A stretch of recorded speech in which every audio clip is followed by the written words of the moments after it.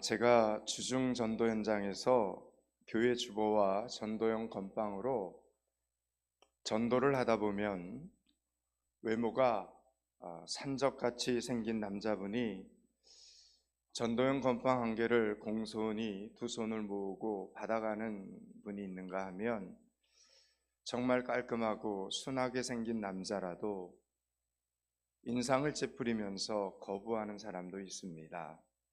그때 저는 이런 생각을 합니다. 저분은 분명히 부모님이 교회에 다니시거나 어렸을 때 친구를 따라 교회에 다녔던 좋은 추억을 가진 분이신가 보구나. 그러니 교회에서 주는 것을 저렇게 두 손을 모으고 공손히 스스럼 없이 받는 것이겠지. 또 저 사람은 지금까지 한 번도 교회를 가본 적이 없는 사람이구나.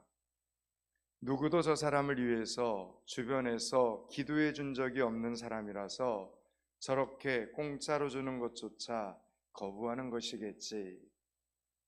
정말 그렇습니다. 겉으로 보아서는 알 수 없습니다.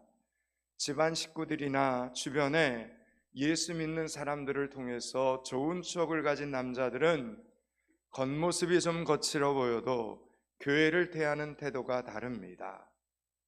교회와 연관된 좋은 추억이 조금이라도 있으면 상남자 얼굴을 하고 있으면서도 멋쩍은 듯 그러나 싫지 않은 듯 부드러운 미소가 쓱 나오는 것을 보면 참 신기하고 고맙고 반갑습니다.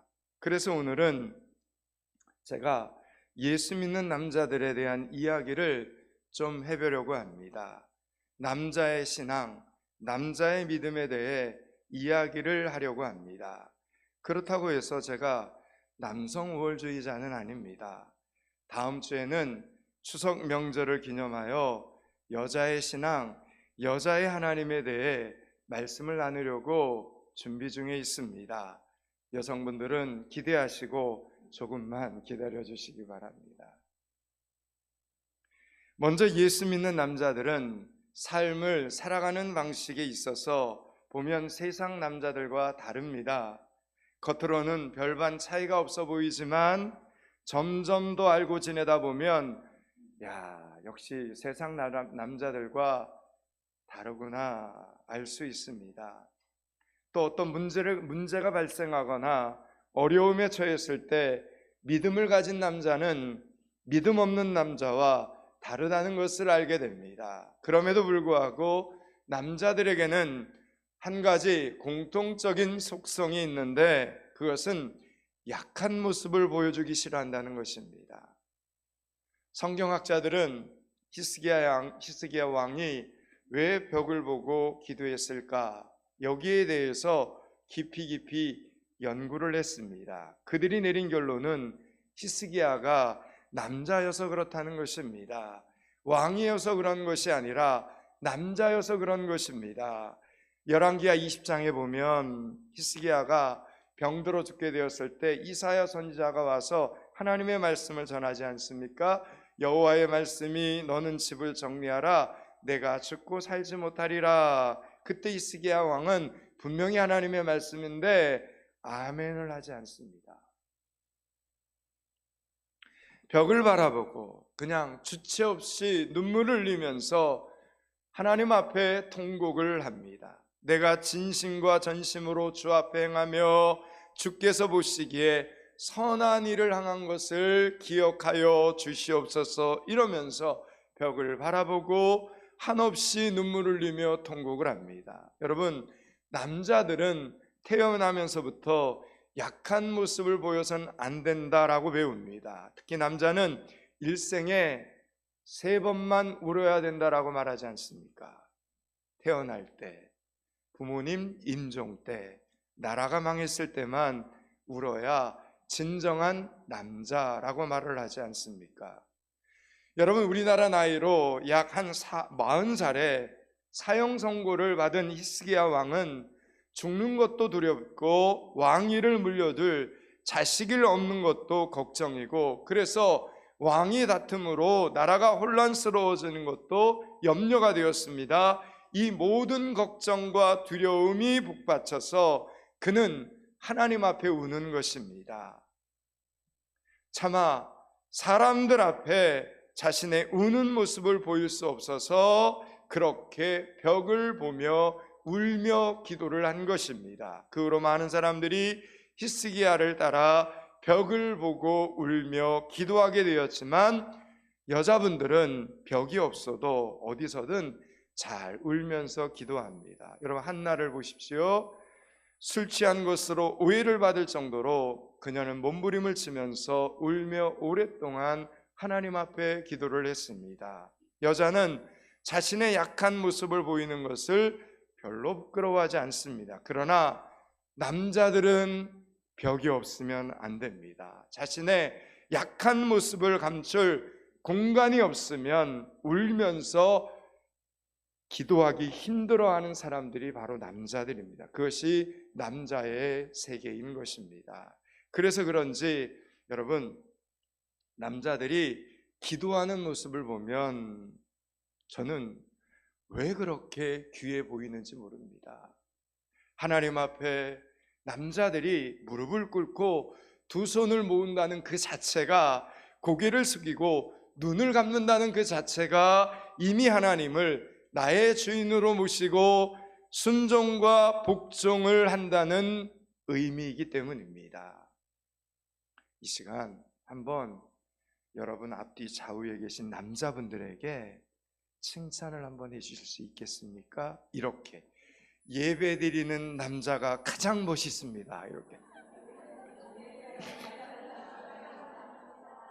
네. 아멘. 예. 여러분, 예배드리는 남자가 가장 멋있습니다. 네. 빛납니다. 빛납니다. 네. 우리 김진현 집사님 멋있습니다. 여러분, 오늘 본문은 다윗의 시입니다. 다윗의 시. 여러분, 다윗처럼 젊은 시절 끝없는 어려움과 위기를 당하면서 긴장과 스트레스 속에 산 사람도 없습니다. 오늘 본문 20편 16편을 보면 우리나라 성경에는 지금 하나님과 여호와로만 표현되어 있지만 히브리어 성경을 보면 하나님을 엘로 표현하고 있습니다.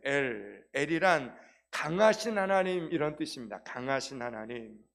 지난주에 말씀드렸던 엘샤다이 할 때의 엘을 뜻합니다. 전능하신 하나님, 이런 뜻입니다. 다윗은 하나님을 가리키는 수많은 이름 중에 특히 전능하신 하나님, 강하신 하나님을 지금 고백하고 있는 장면입니다. 만약 여러분이 몸이 좀 아픕니다. 여러분 중에 몸이 아픈 분이 있다면 이렇게 기도를 하실 겁니다. 여호와 라파, 치료하시는 하나님을 가장 많이 부르게 됩니다. 다윗이 지금 강하신 하나님을 많이 부르면서 기도한 이유는, 하나님, 나는 비록 약하지만 하나님은 강하시니 하나님의 능력으로 나를 지켜주십시오. 하나님의 능력으로 나를 회복시켜 주십시오 라는 이 고백이 지금 들어있는 것입니다. 다윗 자신도 뛰어난 장군이었고 옆에도 용맹스러운 전사들이 수두룩했습니다. 그러나 그는 먼저 강하신 하나님, 전능하신 하나님, 나를 지켜 보호하여 주시옵소서라고 부르짖는 것입니다.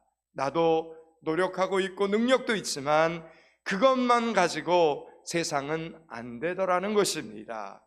결정적인 순간에 내가 유리한 방향으로 일이 진행되는 것은 오직 하나님의 손에 달려있다는 것을 경험하고 또 경험했다라는 것입니다. 그래서 여러분, 오늘 믿음을 가진 남자인 이 다윗은 그 바쁜 중에도, 그 위험한 중에도 수금을 들고 하나님께 기도하고 하나님을 찬양하는 것입니다. 그러면 다윗의 부하들은 지금 자신의 대장이 전장 한가운데서 조용히 기도하면서 하나님을 찬양하는 소리를 들으면서 남자답지 못하다, 이렇게 생각하는 것이 아니라 오히려 마음의 안정을 찾게 됩니다.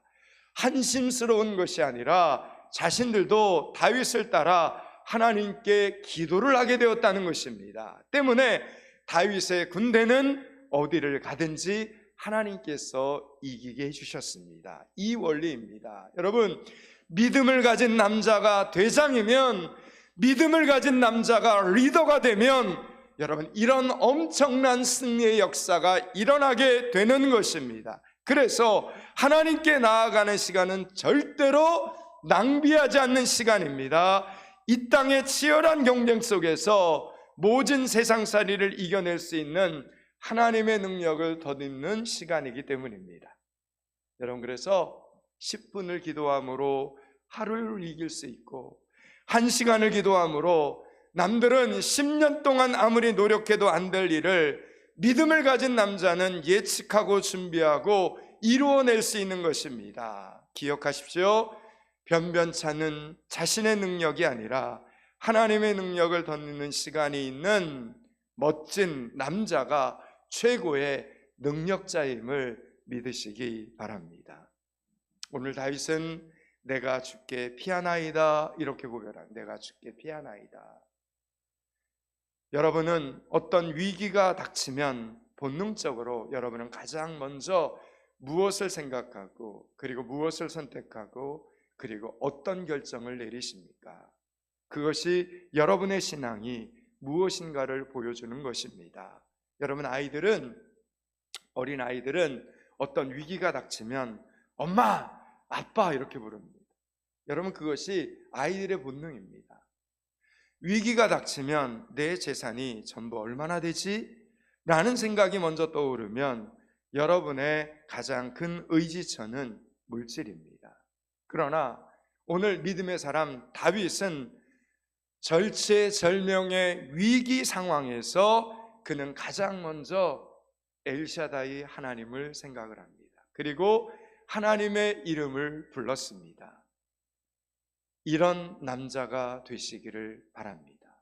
이런 남자들이 되시기를 축원합니다. 여러분의 남자친구들이 이런 남자이어야 합니다. 여러분의 남편들이, 여러분의 아들들이, 여러분의 사위들이 이런 남자일 수 있기를 주님의 이름으로 축원합니다. 오늘 보면 3절을 읽겠습니다. 3절을 같이 읽습니다. 땅에 있는 성도들은 존귀한 자들이니 나의 모든 즐거움이 그들에게 있도다. 아멘. 여러분, 지금 다윗은 이 땅에서 같이 하나님을 믿고 구원받은 사람들을 가리켜 존귀한 자들 이렇게 표현을 하고 있는 것입니다. 그러나 모든 사람들도 다윗 주변에 있는 사람들을 존귀한 자들이라고 생각했을까요? 그렇지 않습니다.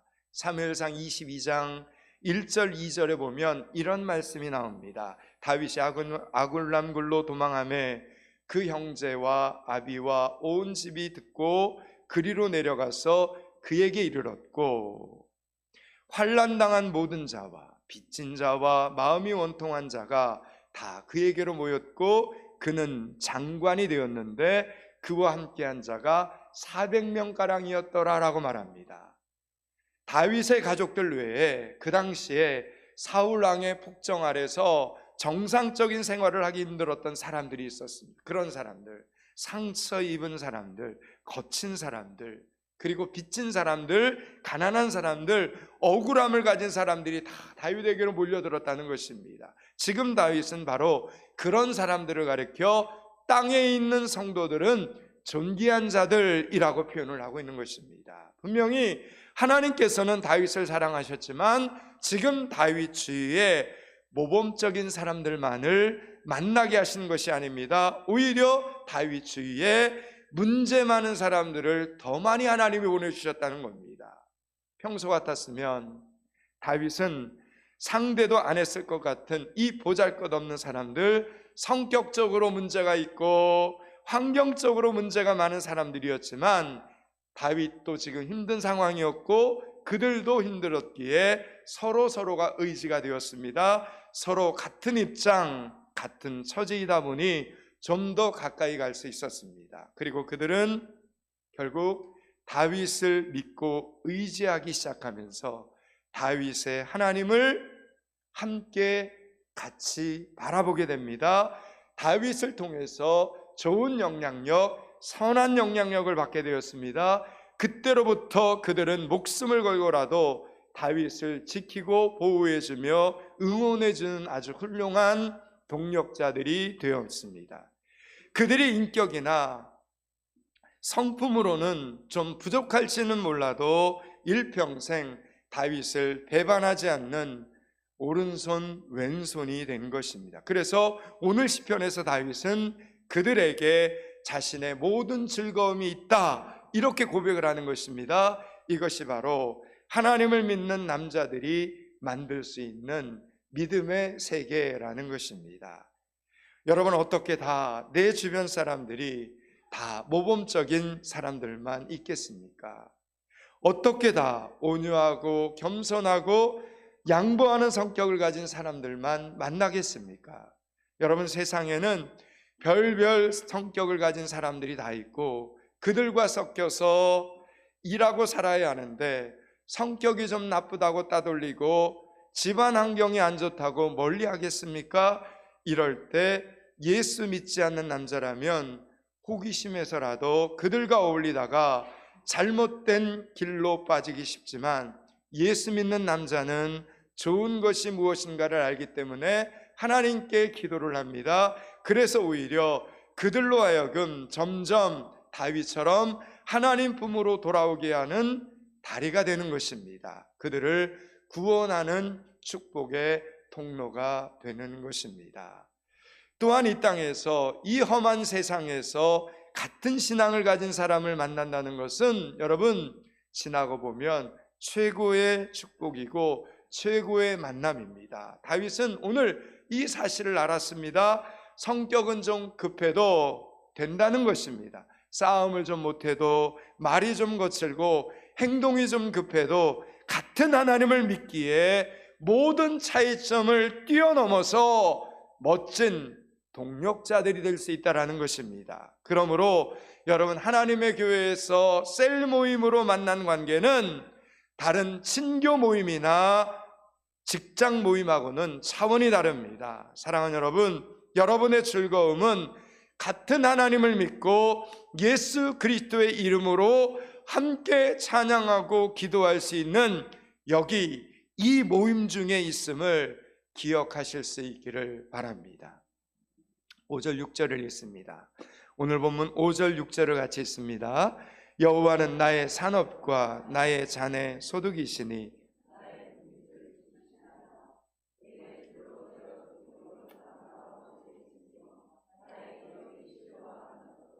아멘. 여러분, 오늘날 우리는 분명 옛적에 살던 사람들보다 훨씬 더 많은 것을 가지고 있으면서도 만족스럽지 않는 것 같습니다. 실제로는 풍성히 누리고 있지만 요즘처럼 마음이 가난한 시대도 없는 것 같습니다. 그런데 오늘 다윗은 자신이 현재 누리고 있는 이 하나님과의 관계, 이 하나님과의 교제, 그리고 더 나아가 같은 하나님을 믿는 성도들과의 교제 속에서 진정한 행복, 진정한 만족을 고백하고 있다는 것입니다. 여호와는 나의 산업과 나의 잔의 소득이시니 나의 분깃을 지키시나이다, 이렇게 그는 지금 고백하고 있는 겁니다. 여러분, 지키신다, 이 말은 누군가 우리에게 있는 것을 빼앗으려고 하는 존재들이 있다는 것입니다. 그렇습니다. 기억하십시오. 여러분이 가진 것을 빼앗으려는 존재들이 있습니다. 여러분이 가진 건강, 여러분이 가진 능력, 여러분이 가진 믿음, 여러분이 가진 헌신, 여러분이 가진 행복, 여러분이 가진 기쁨을 빼앗으려는 존재가 있습니다. 원수 마귀가 여러분의 것들을 빼앗으려고 들면 빼앗을 수 있겠습니까? 없겠습니까?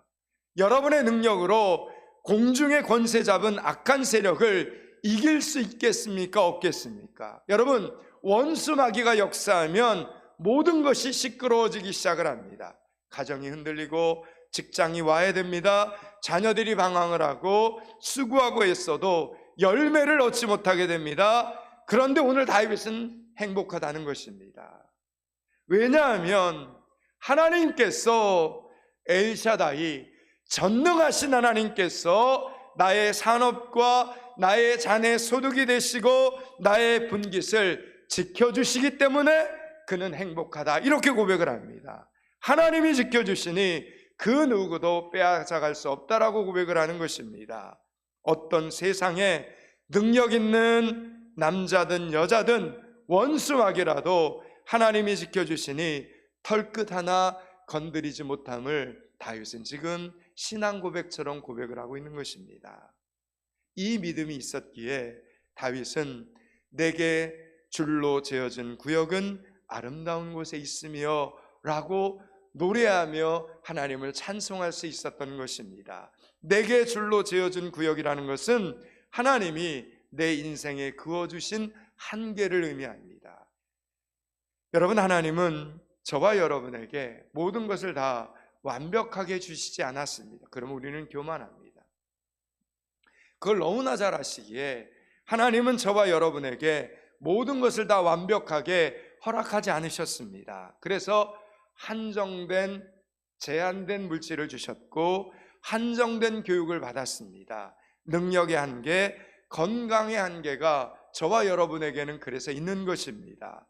거울을 보면 우리의 외모가 세계 최고의 미남, 미녀도 아니고 지식에 있어서도 세계 최고가 아니며 머리도 세계 최고의 천재가 아닙니다.